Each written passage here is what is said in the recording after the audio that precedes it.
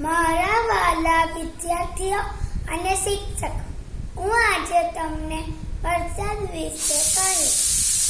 વર્ષમાં મુખ્ય 3 ઋતુઓ આવે છે: શિયાળો, ઉનાળો અને ચોમાસું. ચોમાસું ઋતુઓની મહારાણી છે.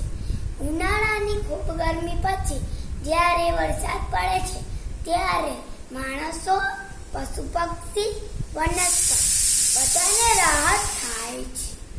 ચોમાસામાં આકાશમાં કાળા કાળા વાદળ ઘેરાય છે, વીજળી ચમકે છે, ઠંડો પવન ફૂંકાય છે અને વાદળનો ગડગડાટ સંભળાય છે. ક્યારેક રીમઝીમ રીમઝીમ તો ક્યારેક મુશળધાર વરસાદ વરસે છે. દેડકો ડ્રાઉં ડ્રાઉં કરે છે. મોર વરસાદના સ્વાગત માટે પોતાના પીંછા ફેલાવી નૃત્ય કરે છે અને ટેહુક ટેહુક બોલે છે. નદી, નાળા, કુવા, તળાવ વરસાદના પાણીથી છલકાઈ જાય છે. વૃક્ષો વરસાદના પાણીથી નાહીને લીલાછમ અને સુંદર બની જાય છે. જમીન લીલાછમ ઘાસથી ઢંકાઈ જાય છે અને ખેડૂતો ખેતરમાં વાવણી કરે છે અને ગાય છે: વરસા આવી વરસાદ, ધન ધાન્યાની પથરાળી લાવ.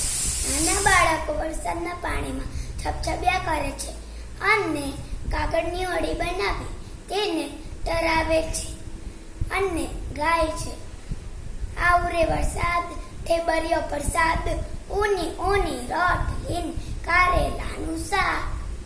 એક જાણીતા કવિએ વરસાદ વિશે લખ્યું છે કે અમે તો હેલીના માણસ, આ માવઠું આપણને નહીં ફાવે.